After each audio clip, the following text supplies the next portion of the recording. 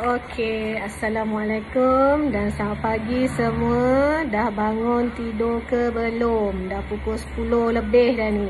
Okey, so kita sambung kelas sejarah kita hari ini di bawah tajuk Kedaulatan Negara. Okey, Kedaulatan Negara kita dah tahu konsepnya macam mana. Kemudian kita juga dah tahu ciri-cirinya. Awak dah buat nota. Okey, so tajuk hari ni kita lihat buku teks yang ada pada awak tu. Okey, iaitu kepentingan mewujudkan negara berdaulat. Kepentingan mewujudkan negara berdaulat. Muka surat 10-11. Okey. Jadi kita nak tengoklah sebagai sebuah negara berdaulat ni apa dia punya kepentingannya. Jadi yang pertama, sebuah negara yang berdaulat, kalau kita lihat kepentingannya ialah untuk keberkesanan pentadbiran. Kenapa pentingnya negara berdaulat? Iaitu keberkesanan pentadbiran.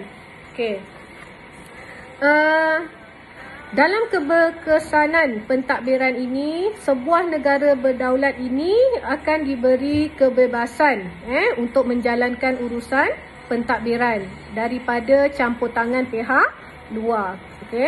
Jadi kalau contohnya negara kita Malaysia, kita ada jemaah menteri, kita ada kementerian-kementerian tertentu yang menjalankan pentadbiran masing-masing. Dan kita juga dalam pentadbiran kita ada pentadbiran kerajaan persekutuan yang besar. Kemudian pentadbiran dari segi kerajaan negeri.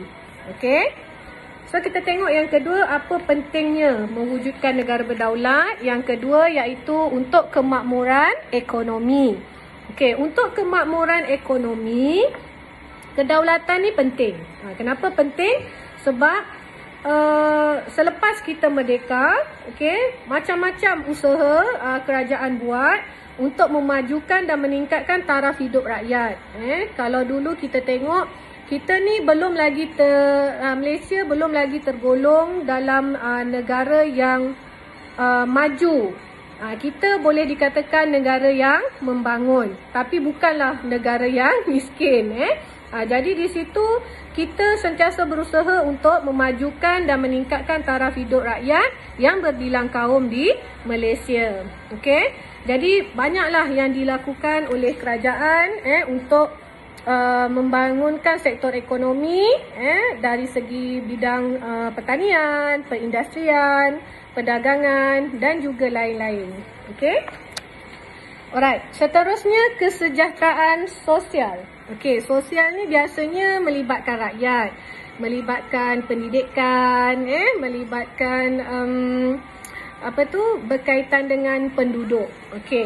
Jadi kita lihat di sini, sebuah negara berdaulat tu memang perlu kesejahteraan sosial supaya seimbang dengan ekonomi.